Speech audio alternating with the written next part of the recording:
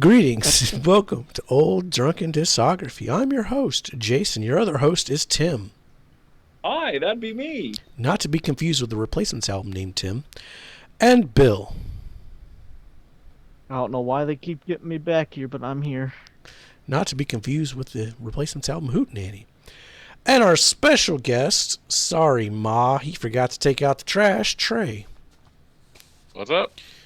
He is our Patreon special member, and he chose the Replacements for us to cover. So that's what we're doing. If you'd like to choose an artist for us, there's a link down below.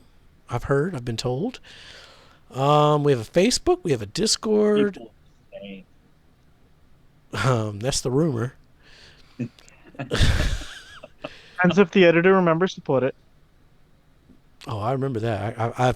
I found the new button on YouTube that saved me a lot of time. You just reuse it. It just keeps... Anyway.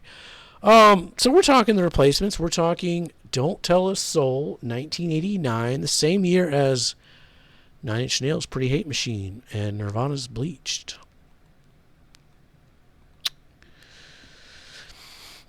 I don't want to start this one off. Somebody else should start this one. I can start. I don't have too much to say. Oh boy. So this album, I don't know how true it is, but the story I heard was they went in, they recorded the album, and they left. And they said, do what you want with it. And it was mixed by Chris Lord-Alge, who decided he was going to make this as radio ready as possible. And because of that, it sounds extremely 80s. Doesn't mean the songs are bad, but they're a lot harder to listen to than other records in this discography. The two songs that I really like that I put in my rotation are Aching to Be and I'll Be You. I'll Be You was actually their only #1 single in their history. So apparently it was popular, but I don't remember it back then. So I don't know. That's all I really have to say about this.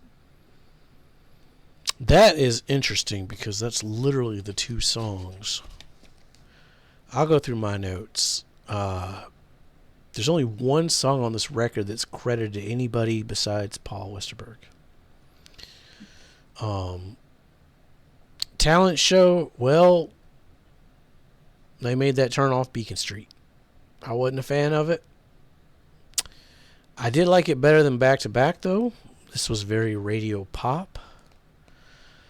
Will Inherit the Earth was at least interesting. The intro had me not knowing where it was going to go.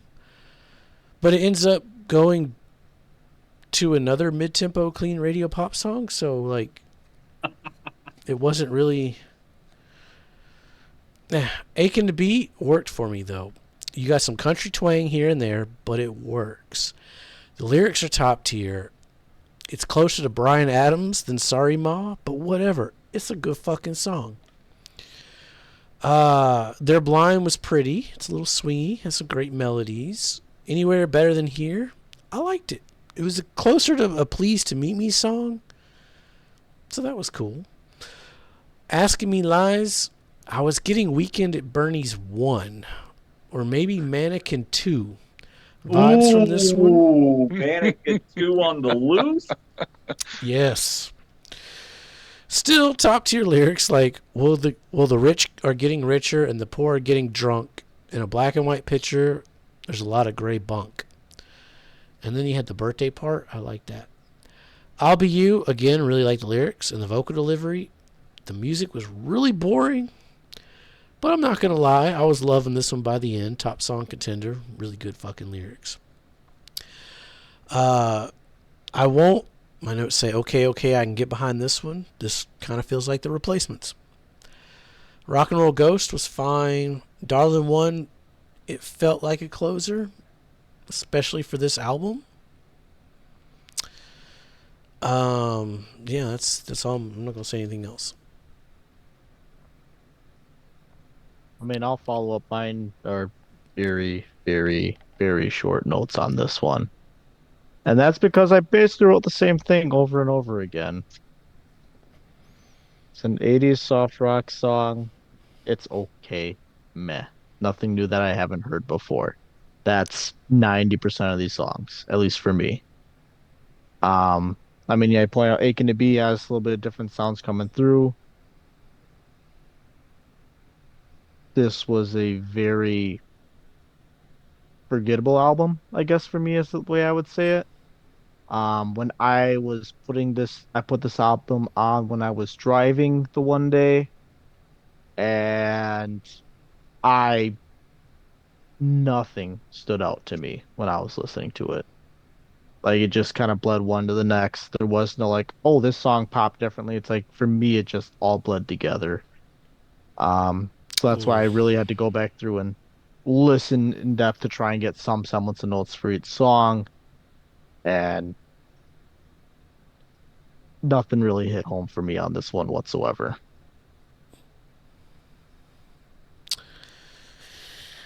All right. Tim? Yeah, I'm gonna agree with Bill on that. It's kind of a boring album. Trey mentioned though that Chris Lord Alge mixed it and Matt Wallace produced it. He's best known for doing the first four Faith No More albums, and in the timeline of things, this is right before the real thing, which is about to just take over the world. Um, so I'll say this is their best sounding record. Like the production on Yeah, here the is production's really good. really Oh good. yeah, Oh, production's yeah. great. Yeah. And so it's a shame that the songs are so there. Because it does. It sounds really good. And I think Anywhere is Better Than Here is the high point for me. I thought that song was pretty good. But otherwise, yeah, it's kind of ballady. It's kind of country-ish. It's kind of just, that arpeggiated rock that that they've been hinting at the whole time. And I could, when you, I mean, the late 80s hardcore bands were in such a weird spot where they really either had to like double down on the hardcore or they had to evolve.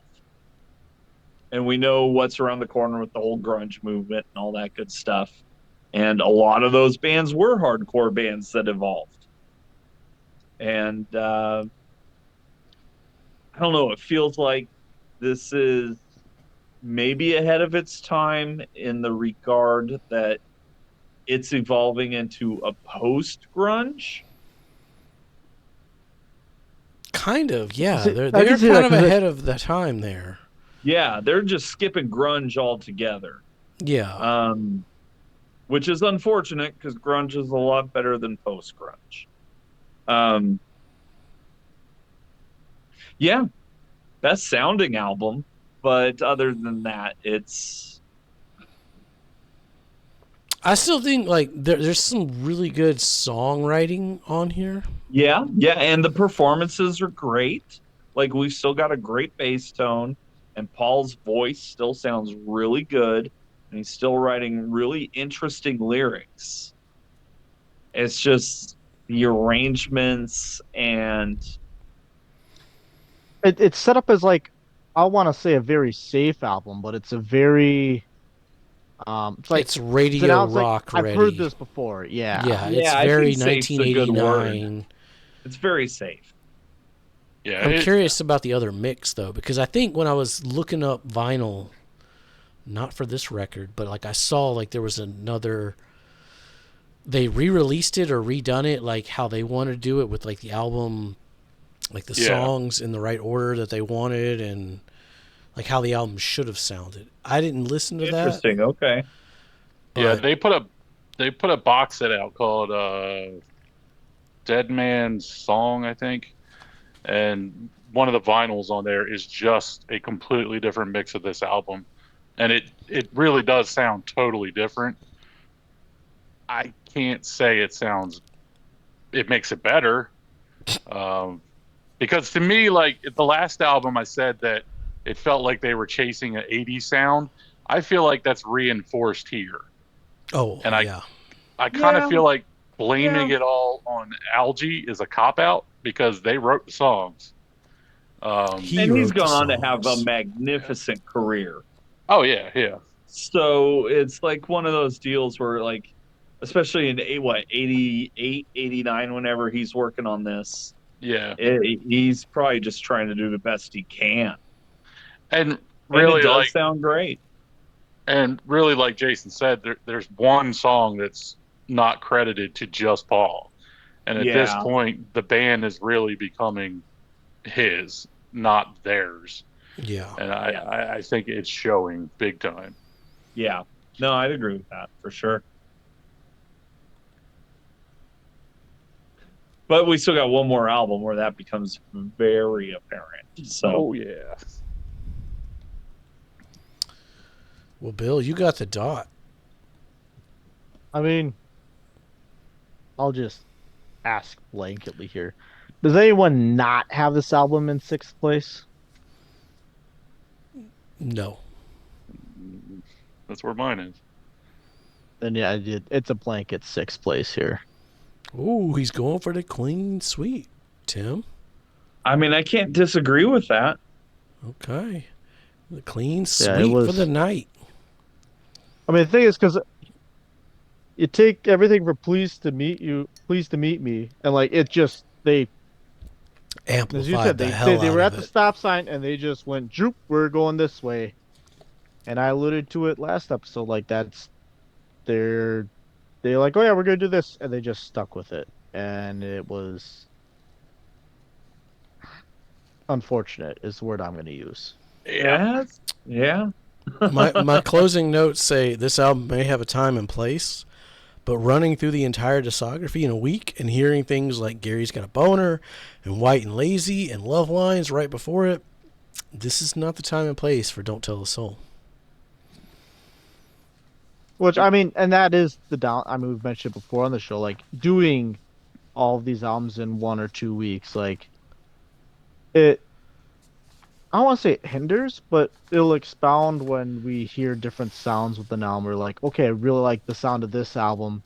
Then you hear another album the next day. It's like, okay, well, this sounds completely different and not a good way from the last one. Like, no, we're gonna put this one over here, right? Like, Yeah, I I mean, someone. mean, go back and watch our first video of our history, but like if you're a Replacements fan and been listening to this band since the 80s and you're like, "Oh, you guys are fucked up cuz Don't Tell a Soul is like the fucking greatest record ever."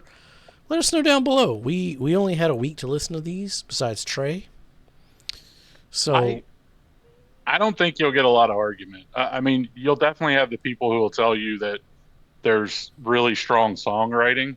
Me personally, like I said, I don't pay too much attention to lyrics, and I would like to do that one day. Sit down with this album and kind of look at the lyrics, but most of the rankings I see, that's where this is towards the bottom.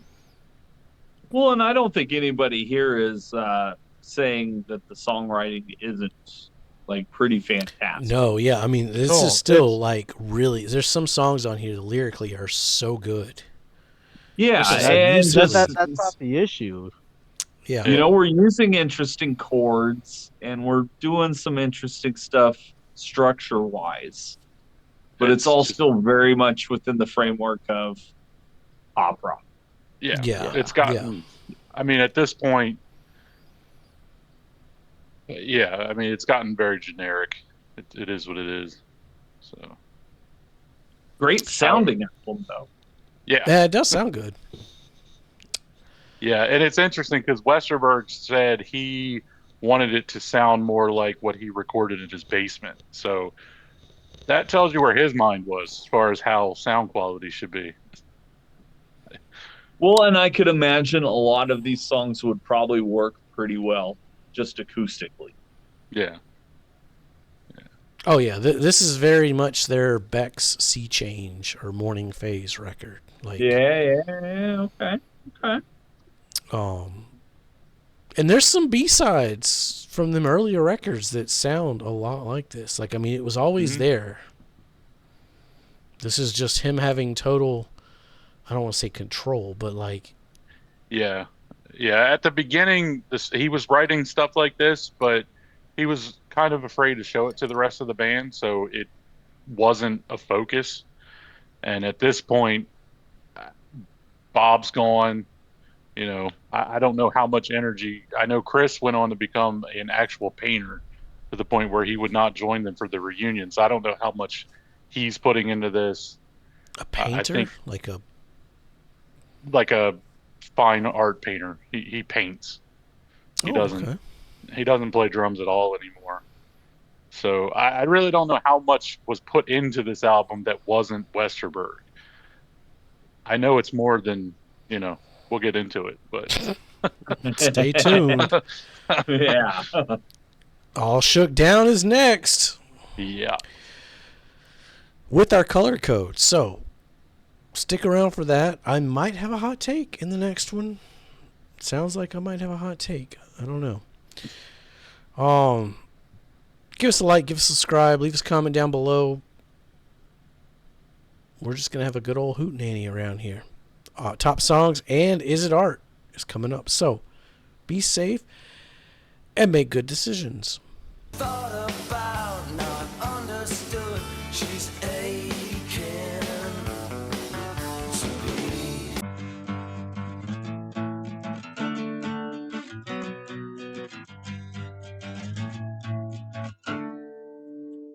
And then you go a little woo, and then a little whoop, whoop, whoop, whoop, whoop, and then it's all, and then you're ready to go again.